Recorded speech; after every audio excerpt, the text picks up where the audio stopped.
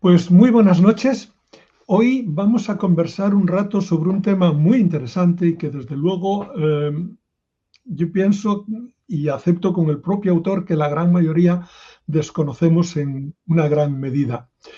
Vamos a conversar hoy con Marcos López Herrador, una persona que realmente sí sabe de lo que habla, precisamente porque dedicó su vida laboral al trato del dinero y de los bancos durante muchos años.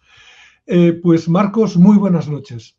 Muy buenas noches, querido Nicolás. Es un placer estar contigo y con todos tus maravillosos seguidores. Pues darte las gracias por haber accedido a estar aquí. Y bueno, el tema que tratamos, bueno, primero vamos a hablar un poco de qué y decir y contar que Marcos estudió en los Salesianos de Granada y en la misma ciudad luego hiciste Derecho. Sí, efectivamente, estudié Derecho y simultaneé esos estudios con graduado social. Estaba Uh -huh. dentro de la misma facultad de Derecho y durante un tiempo estuve estudiando, sí.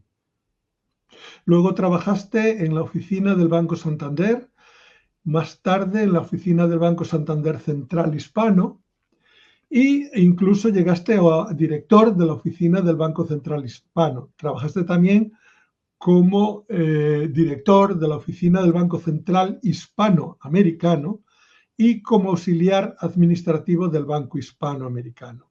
Y en la Así, actualidad vives en Madrid, en Pozuelo de Alarcón. efectivamente. La verdad es que lo has leído un poco al revés.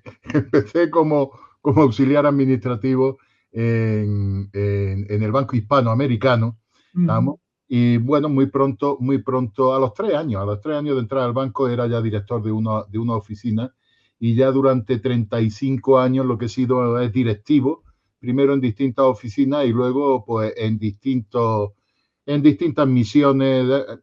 Cuando me prejubilé estaba trabajando para la presidencia del Banco Santander en un proyecto pues maravilloso del que yo era responsable para su introducción dentro de lo que es Andalucía, ¿no? Uh O sea, -huh. y esa ha sido, sí, mi vida laboral ha sido dedicada a la banca y al dinero. Uh -huh. En la introducción del libro dices que una gran mayoría, a pesar de que todos lo utilizamos, desconoce, digamos, el ecosistema del dinero, de dónde viene, qué es, cómo funciona. Incluso llegas a afirmar que es difícil, o sea, que encontrar la definición o una persona que dé una definición sobre el dinero es realmente difícil. Mira, yo llego a decir que incluso las personas que son entendidas, especialistas en la materia, ¿no? Economistas y demás, bueno, vamos a ver, hombre, ¿cómo no van a tener clara una definición de dinero? Una y mil. Tienen muy claro las definiciones de dinero y demás. Pero lo que ocurre es que muy pocos llegan a penetrar en lo que es la esencia misma del dinero. Y entonces resulta que cuando esa definición teórica la ponen en contacto con la realidad, acaban haciéndose un lío. Porque mira, hoy grandes entendidos, grandes especialistas y grandes economistas siguen hablando del patrón oro. Mire usted, si hablas del patrón oro, usted no da entendido para nada lo que es el dinero. En el momento en que se habla de patrón oro, no se ha entendido lo que es el dinero. Y entonces este es un desafío que yo me planteé, porque en principio lo que quería era hablar de estos conceptos, banca y dinero, de manera que pudiera ser accesible a personas que solo les gustara leer. Es decir, que ni siquiera les interesara el tema, no les hubiera interesado nunca, y bueno, y por supuesto no fuesen especialistas ni remotamente. Pero ¿qué es lo que decir? Que a través de la historia era muy fácil, o era más fácil explicar lo que quería explicar. ¿Por qué? Porque la historia te permite ir al origen de las cosas y ir al momento inicial, cuando los problemas son relativamente sencillos. Y a esos problemas se le dan soluciones prácticas también relativamente sencillas. Y entonces, cuando uno ve cómo se va desde un principio dando soluciones a problemas cotidianos, uno va entendiendo cómo va evolucionando, cómo todo se va haciendo mucho más complejo hasta llegar al momento actual. Bien, una vez que utilicé la historia para explicar cuánto digo, me di cuenta que tenía una oportunidad única de penetrar y dar una idea, una definición lo más clara posible, precisamente para el no especialista, de qué es el dinero. Por eso el epílogo dice, sí, sí, pero ¿qué es el dinero? Es decir, bueno, usted ya me ha contado la historia, ya tengo definiciones, vale, sí, pero realmente, ¿cuál es la esencia del dinero? Y entonces hice ese epílogo en el que verdaderamente creo que queda muy bien explicado de una manera muy clara, qué es en esencia el dinero. Sí, bueno, ese epílogo de alguna manera recoge toda la información anterior, pero quitado ya todo el tecnicismo y todas las explicaciones históricas y bajo, creo que son dos ejemplos que vas alargando, vas explicando al final lo mismo que habías dicho, digamos con unión de palabras, lo explicas luego en 200, 300 palabras y realmente pienso que queda bastante claro. Muchas gracias, Nicolás. Es así. Y creo que sí, que se ha conseguido. Mira, este libro ha sido presentado, entre otros lugares, en el Ateneo de Madrid y he tenido el honor de que me lo presente José Ramón Riera. José Ramón Riera es uno de los economistas ahora más mediáticos, es el mayor especialista en gasto público que hay ahora mismo en España, ¿estamos? Y él decía, hombre, vamos a ver, yo soy especialista. Pues a mí me ha encantado leer este libro porque, aunque no lo podáis creer, a mí me ha enseñado muchas cosas, más que nada porque me ha refrescado conceptos, me lo ha puesto en su sitio, ha hecho que yo me lo replantee nuevamente, me ha dado luces que yo nunca había planteado. Dice, y bueno, pues mira, yo que soy especialista, estoy encantado con haber leído este libro y lo recomiendo por eso. Así es que, efectivamente, misión cumplida. Entonces, si un especialista te habla de tu libro de esa manera, yo creo que a los políticos que tenemos en España los debían encadenar al libro. Por lo menos deberían saber que están... No, es en serio, porque deberían saber que están jugando con la comida y el pan diario de la gente. Y no podrían estar hablando con tanta facilidad, por ejemplo, de darle a la maquinita de fabricar billetes o cosas por el estilo, porque eso equivoca. Pero de eso hablaremos más adelante. Al principio tú comentas, dices, por muy sorprendente que pueda parecernos, la banca también está revestida de ese carácter sagrado. Tanto es así que podemos afirmar sin la más mínima reserva que los primeros banqueros fueron los dioses. Eso sí, representados por sus sacerdotes como jefes espirituales, siempre asociados a los reyes como jefes temporales de los pueblos gobernados por ellos. Y aquí te refieres a toda la historia hasta llegar más o menos a Roma, cuando Roma empieza a ser imperio, ¿no? Fíjate qué maravilla. Fíjate cómo empiezas viendo cómo nace la banca, ¿no? ¿Cómo nace la banca? Pues la banca nace del uso cotidiano de determinadas costumbres que llevan a ello, por orden lógico de las cosas. Esto es lo maravilloso que tiene la historia y esto es lo que explicar todas estas cosas utilizando la historia lo hace hasta divertidísimo, entretenidísimo y sorprendente. Mirad, hace 2600 años resulta que la banca nace en los templos rojos de Caldea. ¿Y por qué nace en los templos rojos de Caldea? Veréis, en los templos, a los dioses, los devotos, pues solían hacerle donativos. Solían hacerle donativos en agradecimiento por curaciones que habían tenido, que atribuían a los dioses, o porque pedían sanar y curar. Y entonces hacían donativos, ya sea en efectivo, ya sea entregando productos valiosos, normalmente en metales nobles. ¿Qué ocurre? Que los templos tenían unos muros y unos sótanos con unos muros infranqueables más para la herramienta que existían en la época. Es decir, era imposible acceder y superar esos muros, esos sótanos donde se atesoraban todos los donativos que los sacerdotes recibían. ¿Qué ocurre? ¿Qué ocurre? Hombre, pues que los mercaderes, personas ricas, personas con riquezas, ¿eh? apreciaban esa seguridad que le podían dar esos muros y esos sótanos.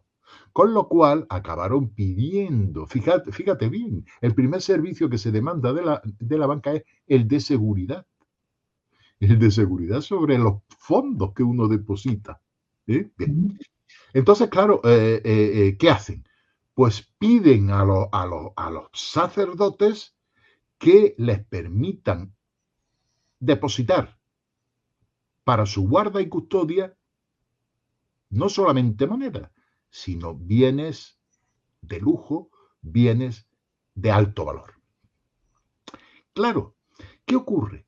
Que llega un momento en que los sacerdotes se dan cuenta de una cosa, que esos ricos personajes y esos mercaderes no vienen todos a la vez a llevarse todo lo que tienen depositado.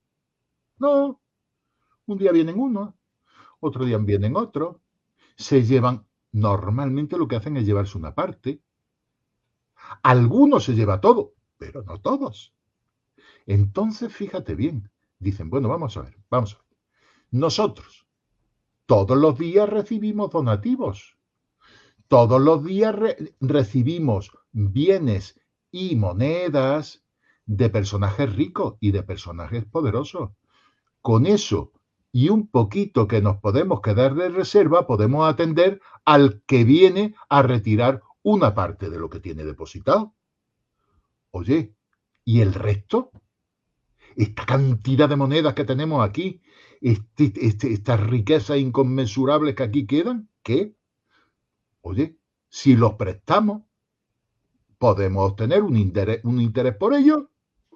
¡Caramba! Y ganamos un dineral. Nació la banca, señores.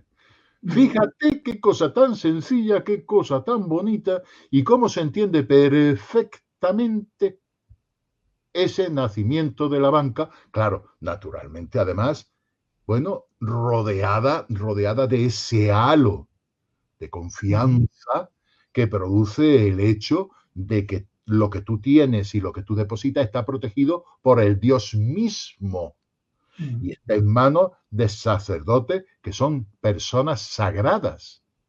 Es decir, desde el principio la banca nace como labor sacra propia de los dioses. Pero aquí hay algo que en el libro es un poco anterior, pero cabe también desde aquí explicarlo, y es que lo que esos personajes, digamos, ricos llevan al templo para que se lo custodien, no es lo que a ellos le hace falta, sino es su excedente. Correcto. Y eso es bien importante porque es un concepto para entender también la banca y el dinero.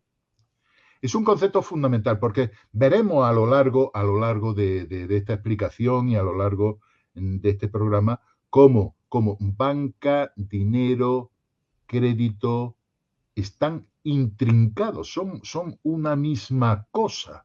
O no puede existir una cosa sin la otra. Y efectivamente, Nicolás, el concepto que tú has puesto de relieve es fundamental, porque estamos hablando de excedentes. El excedente es el concepto que lo explica absolutamente todo. Y fundamentalmente nos va a llevar de la mano y nos va a llevar por el camino más fácil a conocer la verdadera esencia del dinero, el concepto de excedente. Fíjate bien, si quieres hablamos ahora un poquito del nacimiento del dinero y así lo ponemos parejo con la banca. Si te parece bien, lo hacemos. Y también nos vamos a referir a ese momento a ese momento primero, a ese momento primitivo, en el que todos los problemas son más sencillos y las soluciones que se le dan también lo son. Y de ahí se dan grandes pasos hacia adelante. Fíjate bien que el excedente, nuevamente, retomamos este concepto, el excedente es el fundamento y la base del comercio. Claro, si tú no tienes un excedente, no tienes con qué comerciar. Claro, Esto es así. Esto es así. Entonces vamos a remontarnos a épocas prehistóricas. Vamos a remontarnos en las épocas prehistóricas en la que los excedentes, bueno, se intercambiaban unos por otros. ¿Qué ocurre? ¿Qué problema? Y eso se llamó trueque. Eso es lo que se llama trueque, el intercambio de excedentes. Pero ¿qué problemas tiene el trueque? Pues que siendo un avance magnífico, siendo un avance maravilloso que solucionó muchos problemas, muchas carencias y muchas necesidades, resulta que tenía también unas limitaciones enormes, porque claro, el trueque funciona siempre y cuando que lo que te sobra a ti me haga falta a mí y lo que me sobra a mí en mi excedente sea lo que tú necesitas. Y eso no se da siempre. Eso no se da siempre de esa manera, que casen de esa manera unas cosas y otras. Bien, ¿qué ocurre? ¿Qué ocurre? Pues que la propia práctica, el propio uso y las propias costumbres acabaron por buscar lo que son productos comodín. Es decir, productos que aunque tú no los necesites, sepas que puedes tomarlos porque acto seguido tú puedes intercambiarlos porque de verdad lo necesitas. ¿De acuerdo? Entonces, fíjate bien. Un producto comodín fue en un momento determinado el ganado. Bien es cierto que para operaciones grandes, bien es cierto que para operaciones de compra de tierra o de compra de cosecha, es decir, para operaciones grandes. Claro, el ganado, cada res, imagina el valor que tiene, ¿no? Bien, bueno, pues el ganado. ¿Pero qué tenía el ganado? Pues el ganado es una cosa que, claro, es que es comida y es comida directamente, comida. Entonces, pues, claro, esto es una cosa apreciada por todo el mundo. Cuidado, apreciada por todos de manera general. Ya tenemos una característica del dinero. Y además podía servir como unidad de cuenta y depósito de valor, porque el valor no se deteriora. Tal. Y además el ganado, ¿qué es lo que tiene? Pues que tiene la ventaja de que se desplaza sobre sus propios patas. Claro. Bueno, pues mira, hablando del ganado, el ganado es en latín es pecus, y de ahí viene pecunia o pecunio de pecus. El ganado, cuidado, el ganado se cuenta por cabezas. Se cuenta por cabezas. ¿Cómo es cabeza en latín? Caput. Y de ahí viene capital. Fíjate qué bonito, ¿verdad? Fíjate qué bonito. Bueno, mira, vamos a ver cómo nace el dinero. Ahora hemos visto este elemento comodín, que es el ganado, como pudo haber otro. La sal. Por ejemplo, la sal. Hombre, la sal, tú ten en cuenta qué maravilla es la sal, qué maravilla y qué valor se le puede dar a la sal tan tremendo en una época primitiva. Tú ten en cuenta que tú cazas cualquier animal que tú caces, a los 3 días es carroña y a los 4 días está gusanado. Y fíjate qué revolución de cara a todo, a la prosperidad del ser humano, que descubrir que la sal es un conservante. Y entonces, que esa carne, pues tú no la pierdes a los 3 días, sino que esa carne la puedes conservar. Esa carne la puedes conservar mediante sal. Entonces la sal se convierte en algo tan apreciado que todo el mundo... Pues de sal viene salario. Porque en Roma se pagaban muchos trabajos con sal, porque tenían la vía salaria, la vía salaria, porque allí había salina, y entonces Roma era rica en sal. Bueno, vamos a referirnos, vamos a ver cómo podemos entender cómo nace el dinero, digamos, de una manera que a nosotros nos cuadra un poquito más y lo vamos a referir pues a un metal precioso, ¿de acuerdo? Imaginemos esa tribu primitiva, esa tribu del valle, que sube a la montaña a cazar. Suben a la montaña a cazar y entonces, como se llevan muy bien con la tribu de la montaña, pues visitan al jefe. Visitan, saludan, tal y cual, y entonces ven que la tribu de la montaña ha cazado un mamut no hace mucho y ha utilizado las pieles, hombre, para cubrir a toda la tribu y para que toda la tribu se encuentre preparada cuando llegue el invierno. ¿De acuerdo? Pero le han sobrado pieles. Ahí tienen un excedente, Nicolás. Un excedente tienen. Bien, entonces el jefe de la tribu del valle le dice, oye, que se va muy bien con el otro jefe, le dice, oye, ¿por qué no nos das las pieles y a cambio, la próxima vez que vengamos te traemos un caballo? Que nosotros criamos muy buenos caballos que a vosotros hacen falta. Y dice el jefe de la tribu de la montaña, oye, pues me parece muy bien. Atentos a todo lo que está en juego en este momento. ¿Eh? Atentos a todo lo que está en juego en este momento. Fíjate que el jefe de la montaña acepta en principio que a cambio de las pieles que él le entrega, la próxima vez que vengan van a venir con un caballo. Es decir, el intercambio, el cumplimiento de la obligación se va a demorar en el tiempo. Es decir, va a tener la correspondencia de entregar las pieles, va a tener un plazo con un fin. Es decir, antes de la primavera, antes del próximo mes, me va a traer un caballo. Fin. Toda operación económica o comercial que se demora en el tiempo es financiera.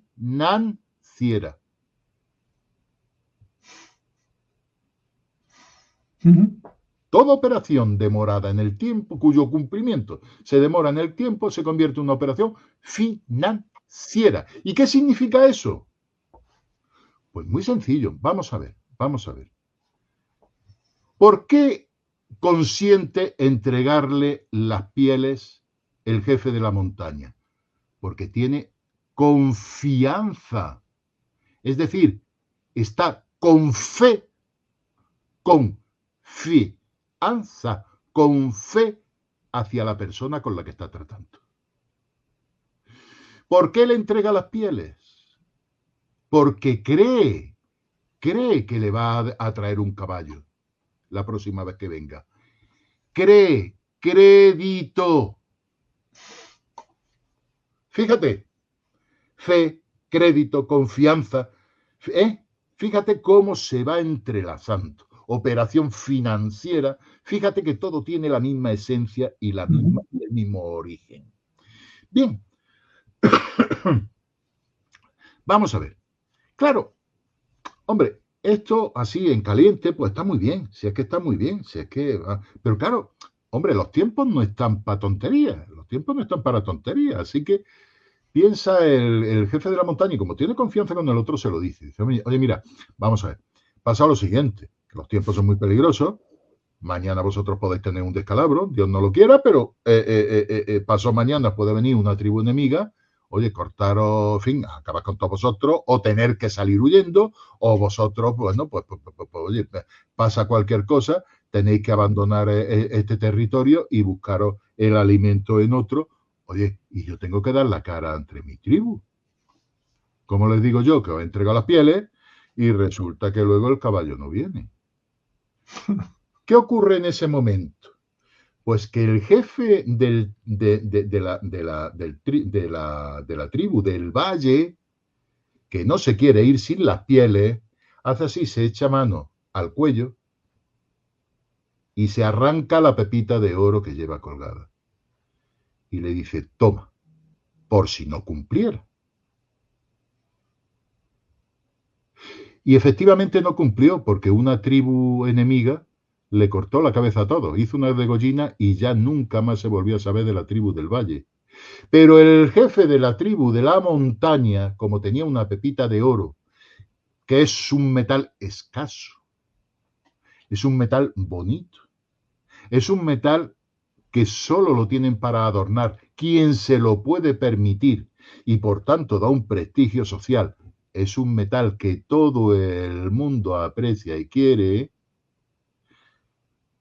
con esa pepita de oro, en otra tribu y en otro lugar, pudo comprar el caballo que necesitaban. Con lo cual, señores, nació el dinero. Claro, está claro. Solo es un medio. Solo es un medio. Pero tú fíjate cómo absorbe esos conceptos de excedente, de fe, de crédito, de ser una operación financiera. Todo eso está en la esencia de lo que es el dinero. Había una cosa que se nos quedó un poco antes, pero que es bien importante, porque tú llegas a decir en algún momento que la economía no es otra cosa que la ciencia que estudia la gestión del excedente. Pues sí, efectivamente. Como en el caso de las pieles. Efectivamente. Porque es lo que da lugar a todo. Ese excedente es lo que da lugar a todo.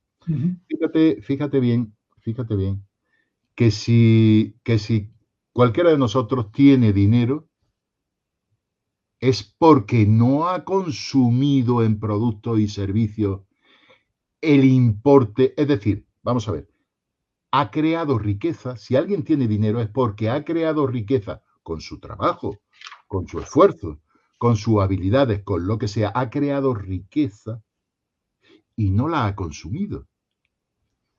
Tú fíjate que un trabajador trabaja, y cuando llega y se pasa un mes creando riqueza para el empresario. Por eso lo tiene el empresario, porque su trabajo genera riqueza que la recoge él.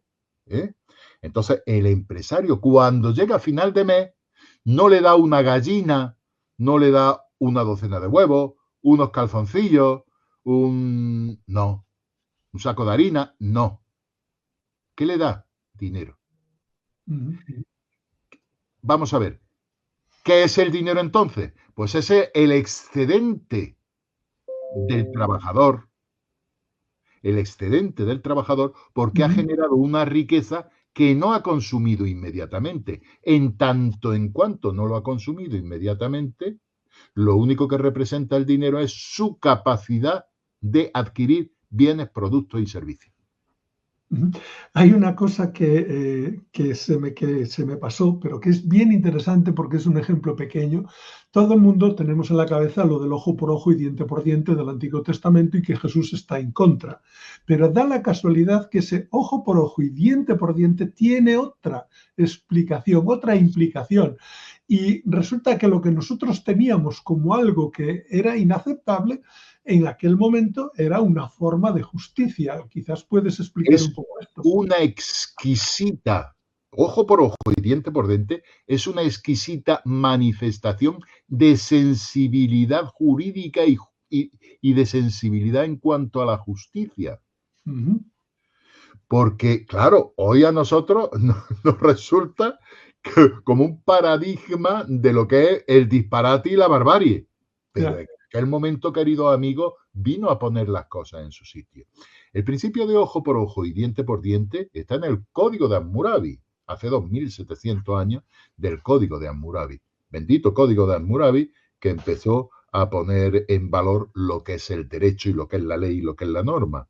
Bien, fijaros bien, era un momento entonces en el que la correspondencia de un daño recibido se daba mediante la venganza.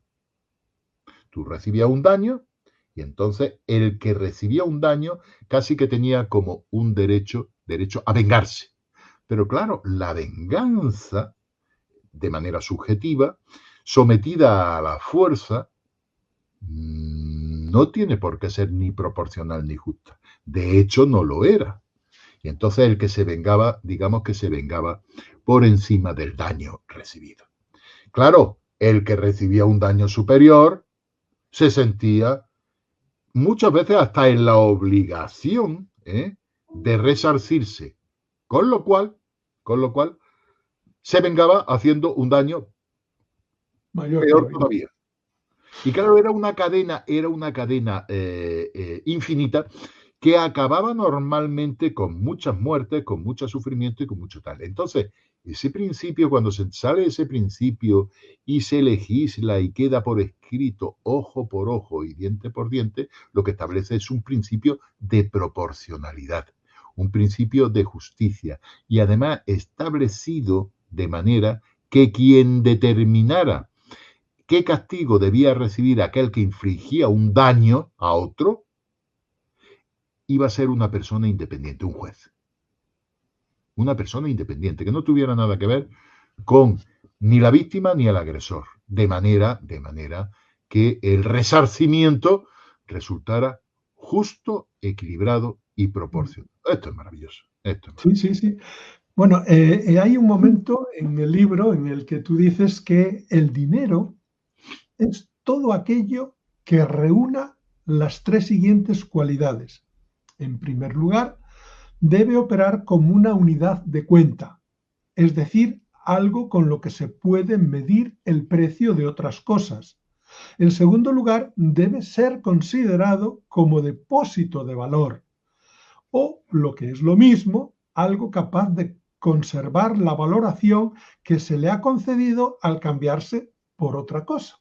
Y por último, debe ser un medio de intercambio, generalmente aceptado por su capacidad para convertirlo fácilmente en un bien que se necesite o se desee.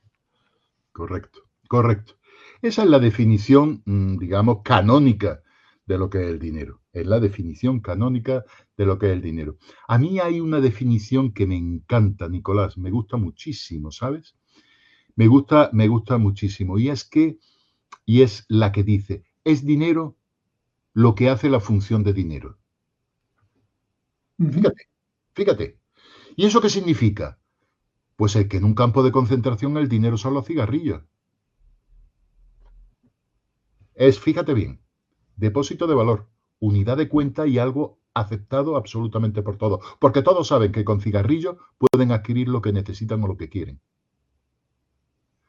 Es dinero lo que hace la función de dinero. Qué bonito, qué maravilla de definición. Mira, hay una cosa que me gustaría que no nos dejáramos atrás en estos tiempos primitivos, en estos inicios en el nacimiento del dinero.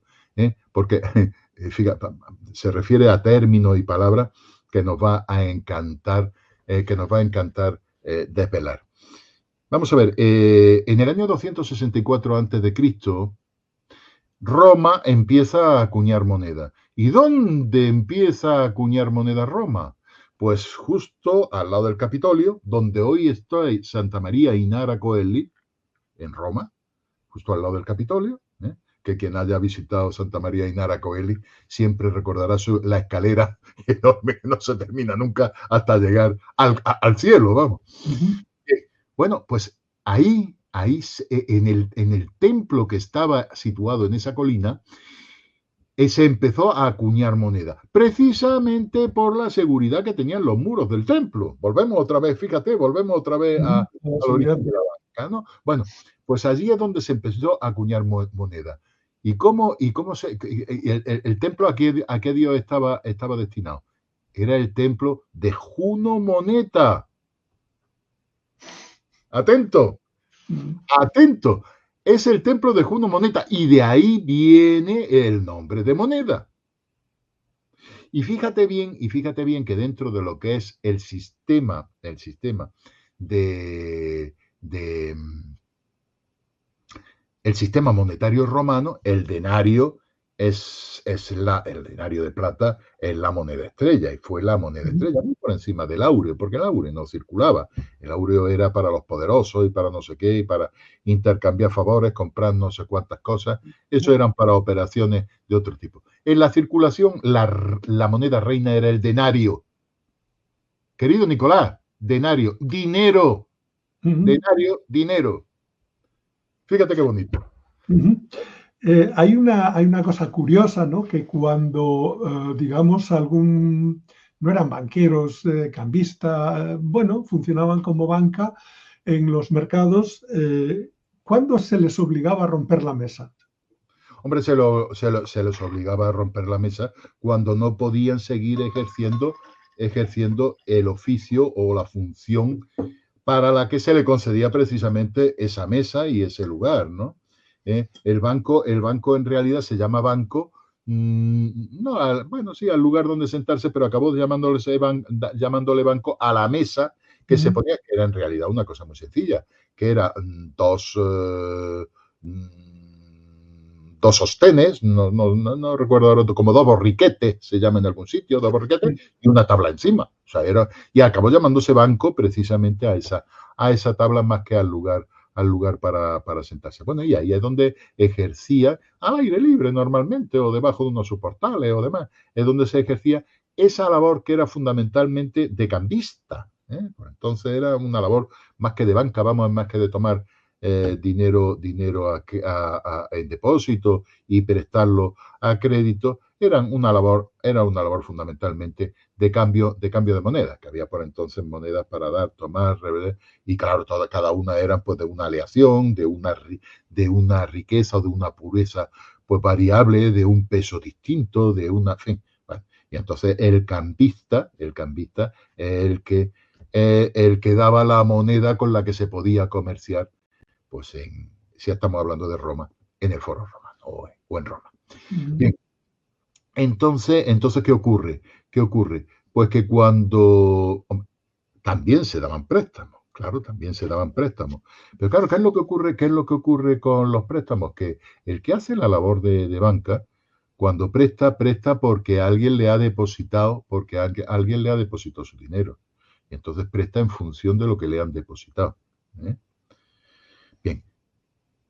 ¿Qué ocurre cuando ese banquero ha prestado un dinero que no le devuelven? Porque eso puede ocurrir.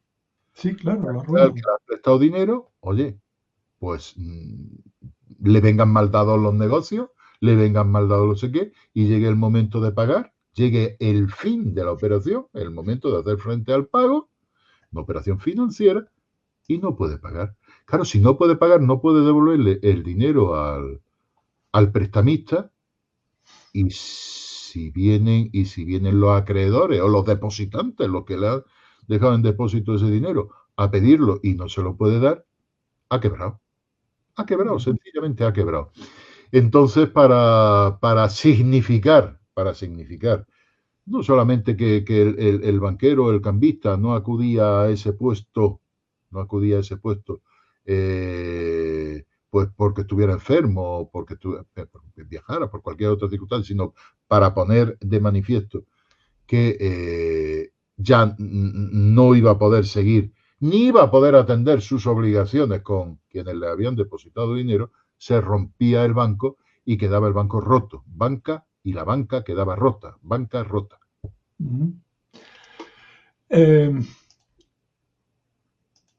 Hay aquí un muchacho de México que se llama Paco Mendoza, que hace programas de otro tipo y que, bueno, nos saluda. Y hay alguien que dice que qué linda la entrevista a Nani Domínguez, que le está gustando mucho. En fin. Muchas gracias, Nami. Un poco... Esta noche, mira, hablando de México, Nicolás, esta madrugada, en directo a las 3:15 me conecto todas las semanas, me conecto con el canal Confieso que he leído de México. Llevo ya, no sé, como 2 años, 2 años participando, sí, en este canal de México. Así que un saludo a estos amigos mexicanos. Muy bien. Una de las cosas que nos parece así como una nebulosa curiosa, como parte de misterio, y en cambio es mucho más sencillo de todo lo que parece, pero bueno, es muy atractivo, es el tema de los templarios, ¿no? Y Ah. aquí podrías hablar un poco de esa fortaleza económica templaria.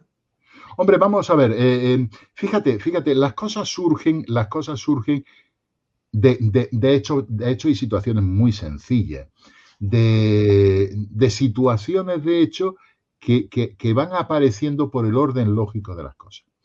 ¿Qué pasa con los templarios? Los templarios es una orden que a lo que se dedica es a procurar seguridad hacia todos los peregrinos que van a Tierra Santa. Claro, en tanto en cuanto ellos dan lugar, o sea, ofrecen esa seguridad en los caminos, la ofrecen porque efectivamente acaban situándose a lo largo de los caminos que llevan a Tierra Santa.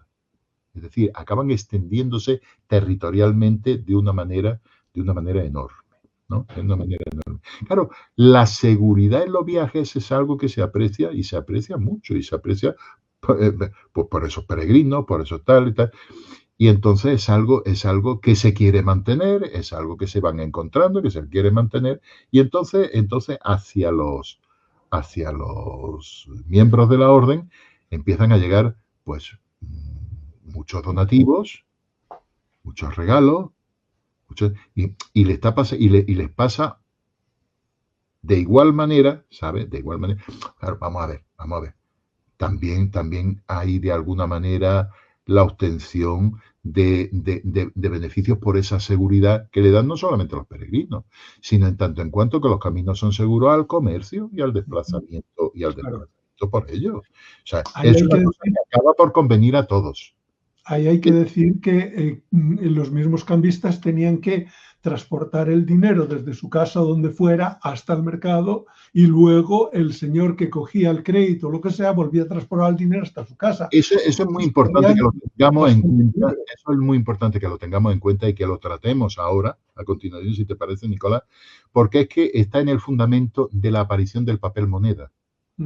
Fíjate que de alguna manera hemos hablado ya pues de ese dinero como comodín, originario y primigenio, de ese oro como la base de ese oro que se acuña y se acuña en el tal, de esa acuñación, es decir, de la moneda como metal precioso, pero debemos dar el paso en la evolución hacia la aparición del papel moneda. Entonces, bueno, ¿por qué?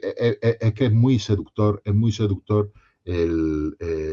los templarios, primero por lo romántico que es, ¿no? Porque se refiere a las cruzadas, porque son templarios, porque nacen justamente en los sótanos del templo de Salomón, porque bueno, hay miles de leyendas, hay miles, bueno, ensoñaciones. Esto es maravilloso la historia en este sentido, ¿no? Lo que encontraron en esos sótanos del templo de Salomón y de tal, bueno, de si tuvieron o no la sábana santa en su momento, el santo grial, en fin. Bueno. Y todo eso acompañado de unas riquezas que acabaron por ser inconmensurables, porque claro, efectivamente, esas riquezas acabaron dando lugar a negocios de banca, es decir, a no tener que transportar el dinero.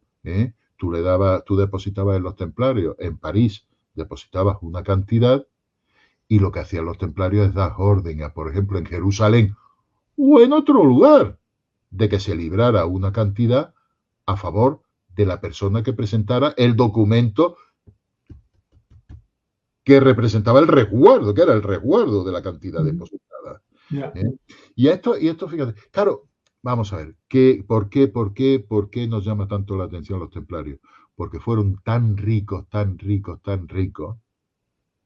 que al final el propio rey de Francia pues quiso quedarse con su riqueza y acabó con la orden templaria, ¿no? Felipe IV, creo que fue Felipe IV el Hermoso de Francia. Sí, bueno, pero era porque prácticamente estaba, digamos, la corte y estaba completamente arruinada. Entonces echaron mano de ellos, y además de mentiras y calumnias. Sí. Y entonces, vamos, pues les convino en un momento determinado acabar con la orden. Entonces, todo eso hace, bueno, pues que nos resulte fascinante referirnos al tema. Pero centrándonos en el tema que estamos tratando del dinero, en la Edad Media, fíjate bien, lo has mencionado tú muy oportunamente, que el comercio, ese intercambio de bienes, productos, ese intercambio de excedentes, se daba en ferias y mercados. Es decir, había una serie de plazas en Europa, en España, en Europa, Medina del Campo, en fin, por mencionar algunos, y en Italia no digamos. Había plazas donde se producían cada X tiempo, en determinadas épocas del año, se producían lo que se llamaban ferias. Lo que se llamaban, bueno, pues, en esas ferias, en esos mercados, acudía todo el que tenía un excedente para vender y todo aquel que necesitaba algo para satisfacer alguna necesidad que tuviera para comprar. Bien, ¿qué ocurría? Pues que ya no estaban los templarios, que en la Edad Media, y tampoco los templarios dominaban absolutamente todos los caminos. Entonces, ¿cuál era el problema a la hora de acudir o de regresar de un mercado de aquella? Pues el problema era transportar efectivo, transportar moneda, o sea, dinero amonedado. Claro, eso tiene no solamente el inconveniente del gran peso que tienes que desplazar si tus negocios son importantes y eres un mercader de cierta relevancia, no solamente eso, sino afrontar que los caminos están saturados de bandidos. Es decir, lo más probable es que te asalten. Y si te asaltan, has perdido el dinero. Así de sencillo, has perdido el dinero. Bueno, pues fíjate, aquí tenemos una necesidad básica, una necesidad, bueno, pues sencilla en su planteamiento. ¿Qué ocurre? Pues que a esas ferias, a esos mercados, acudían también banqueros. ¿Y qué hacían los banqueros? Pues los banqueros lo que hacían era recoger el dinero producto de las transacciones comerciales y a cambio de ello daban un recibo. Con lo cual, ellos, en primer lugar, acumulaban una cantidad de efectivo y una cantidad de moneda lo suficientemente grande como para que le mereciera la pena y pudieran pagar una guardia mercenaria que hiciera seguro el transporte de esas cantidades y de ese dinero, que los bandidos no se atrevieran a... Y por otro lado, para el mercader, para el comerciante que acudía al mercado, bien fuera para comprar o bien fuera para vender, lo que hacía es que una vez que salía a los caminos, lo que estaba transportando eran documentos, recibos de haber entregado el producto de sus compras, de sus ventas. Entonces, eran documentos que solo le valían a él, no le valían al bandido que lo atacase o que lo asaltase, a él no le valían. Nació de esa manera el papel moneda, porque esos recibos, para personas entendidas y para personas que estaban en el mundo y para personas que estaban en el comercio, pues si estaban extendidos por un banco, y si estaban extendidos al portador o eran endosables, pues eran admitidos por otro a cambio de entregar sus mercancías. Entonces, bueno, pues ya tenemos ahí el origen del papel moneda, que está en esos recibos, en esos pagarés y en lo que más adelante en la propia Edad Media fue el gran descubrimiento y el gran avance que fue la letra de cambio. Pero ya estamos tratando de documentos que representan a ese dinero como capacidad de adquirir bienes, productos y servicios a cambio. Me doy cuenta que ya llevamos casi más de 52, 53 minutos hablando. Sí. Y realmente tendríamos como para otro par de horas. Tenemos para lo que queramos. O sea que, sí, por supuesto, pero mi pregunta es si quizás estás dispuesto a volver en algún otro momento y ahora... Nicolás, a mí me tiene a tu disposición, tanto tú como tus seguidores. Entonces me gustaría algo que es una curiosidad y que a mí me dejó perplejo porque ni me lo hubiera imaginado. Ni me lo hubiera imaginado. Y en cambio, es cierto lo que tú dices en el libro, ¿no? La S cruzada por dos barras verticales en la moneda del dólar y en otras monedas. ¿Cómo llegó esas barras y esa S a la moneda americana? Pues mira, vamos a ver, no somos conscientes de la trascendencia que tuvo el hecho del Imperio Español, de España construir el mundo por medio de la construcción del imperio que la definió. Y no somos conscientes de ello porque la leyenda negra ha tratado por todos los medios de ocultar bajo un manto terrible, ¿sabes?, la validez y la importancia que tuvo ese imperio español. Porque, bueno, pues otros imperios de otros países, fundamentalmente el británico y demás, se asientan sobre bases tanto ideológicas como morales, como económicas, que para nada tienen que ver con el imperio español. Fíjate bien, por no extenderme, el imperio español se basó en un humanismo cristiano y en los principios del cristianismo católico. Y que el cristianismo católico es universalista y por tanto entiende que todos los hombres son iguales. Cuidado con el principio, que todos los hombres son iguales al ser hijos de Dios. Y de lo que hay que hacer es convertirlo a la verdadera fe para entregarles el reino de Dios para toda la eternidad. Ese es el punto. Fíjate qué planteamiento es ese. ¿Cuándo?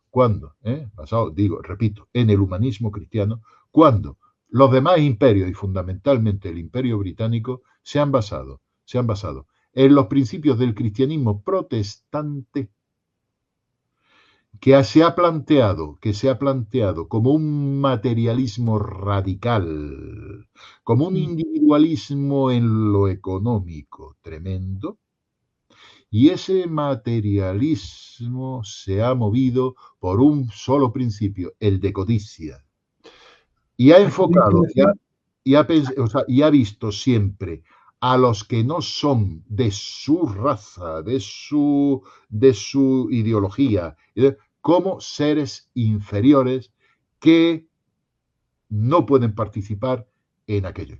Entonces, materialismo basado en un principio de codicia y, fíjate bien, estructurando sus sociedades a base del principio del odio al diferente que consideran inferior. Fíjate qué diferencia. Pues la leyenda negra sirve para a ese imperio porque ha resultado hegemónico sobre el español. El español no ha sobrevivido y sí nos derrotaron ellos. Y por eso necesitan legitimarse a base de denigrar lo que fue el imperio español. Pero déjame, por favor, que diga dos cosas. Primero, el protestantismo tiene la visibilidad de que el hombre está salvado cuando tiene riquezas, es decir, hay que luchar por la riqueza. Claro. Eso ya es algo diferente a lo del cristianismo. Pero hay algo que tú pones en tu libro y que hoy solo lo voy a mencionar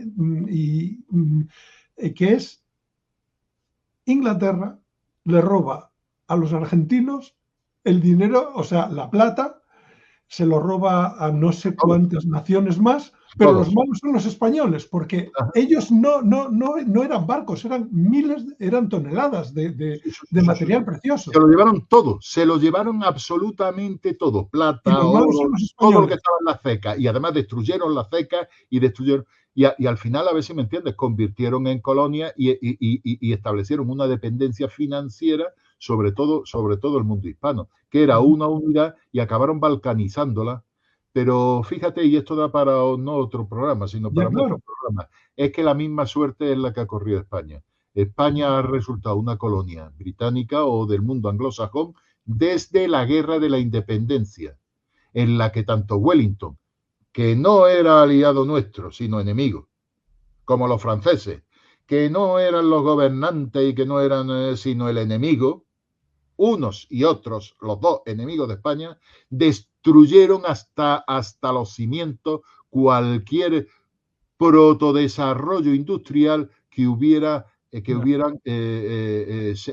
construido los ilustrados que hubiera dado lugar Carlos III, el reinado de Carlos III, etcétera. Entonces nos destruyeron hasta la raíz, de tal manera que hemos sido desde entonces hemos sido una colonia británica o anglosajona.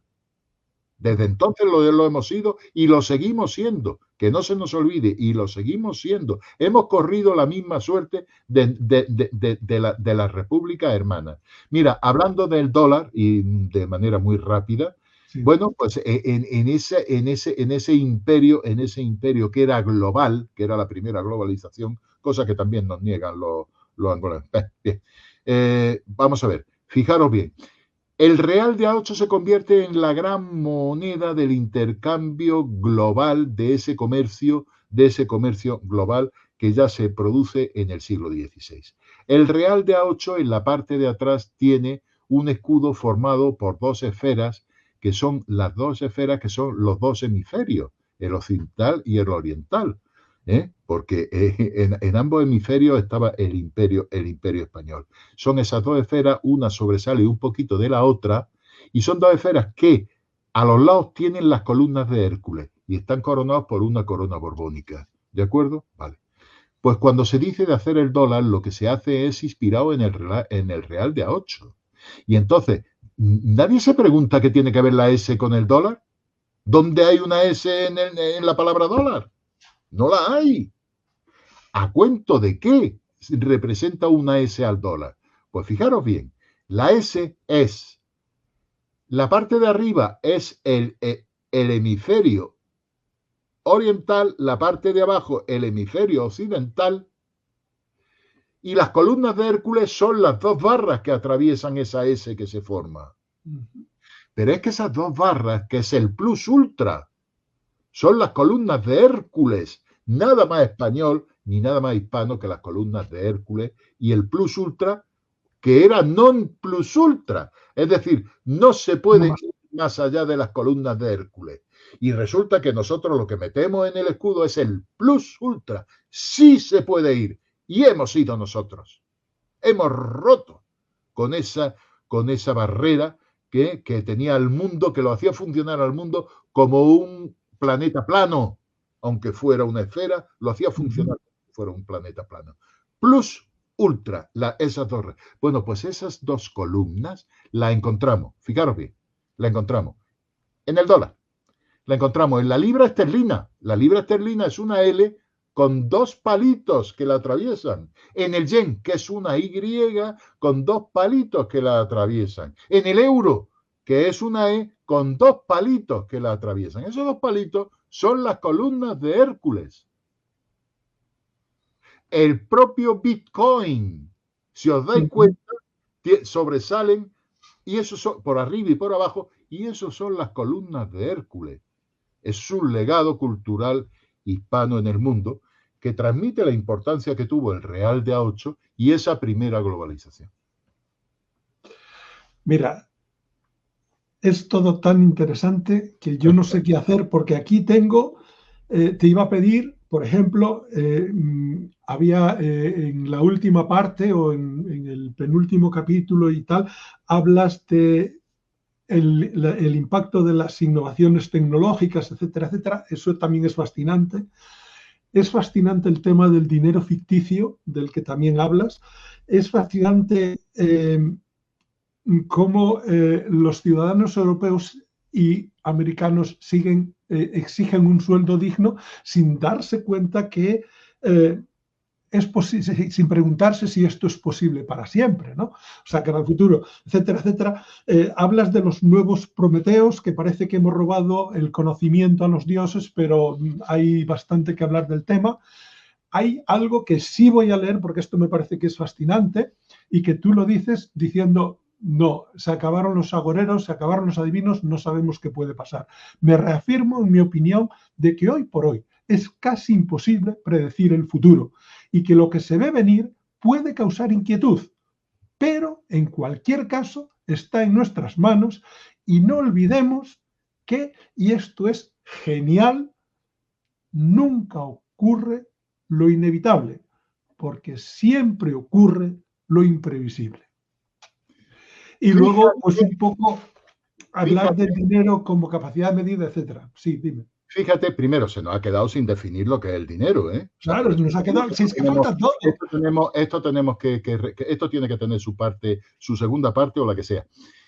Fíjate bien. Ay, no sé lo que te iba a decir.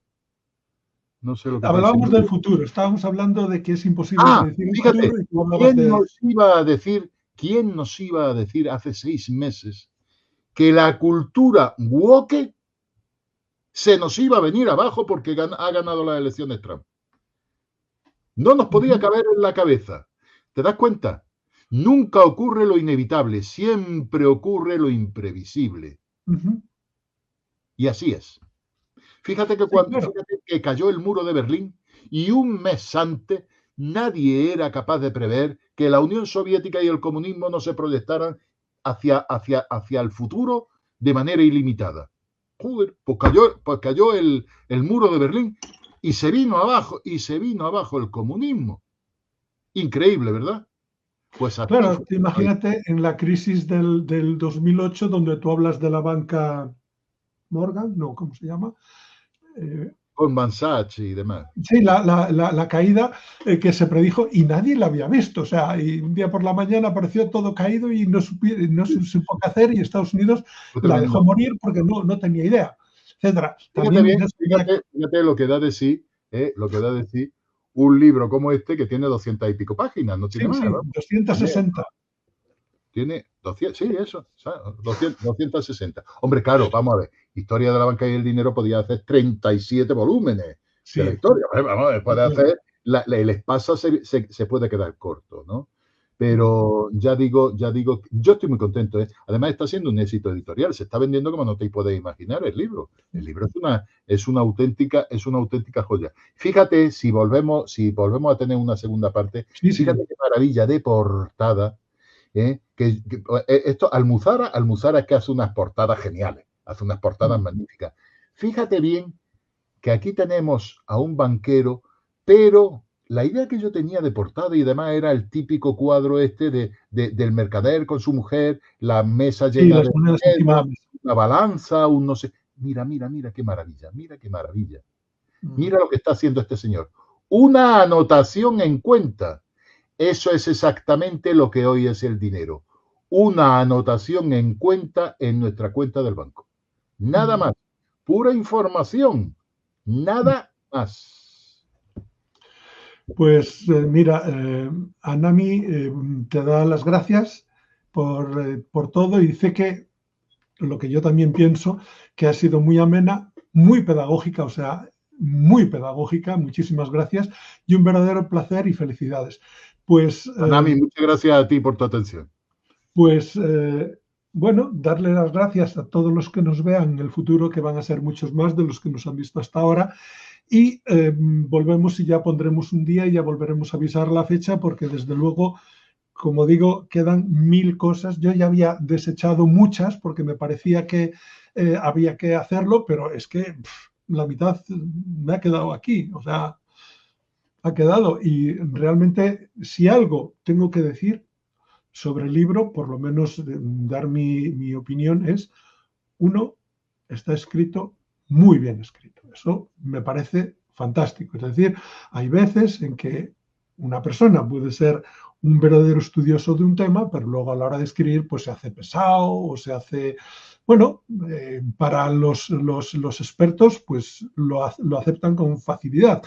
Pero intentar hacer un libro que la gente entienda y hacerlo con un lenguaje claro, sencillo, ameno, dinámico, las frases que he leído creo que lo demuestran así, es muy agradable y desde luego es algo muy interesante, ¿no? Entonces, claridad, bien escrito, bastante completo, El único pero que le pongo, pero eso es más bien desde mi ignorancia, es que muchas cosas pues me faltaría una explicación. Pero claro, si explicas todo, exactamente todo, llegamos a unas pasas. A unas pasas. Entonces, pero bueno, y volver a decirte que si tienes a bien, pues contamos contigo, contaré contigo para otro momento. Nicolás, conmigo cuentas. Y dar las gracias a los que nos vean en el futuro y los que nos han visto ahora. Y muy buenas noches. Buenas noches a todos.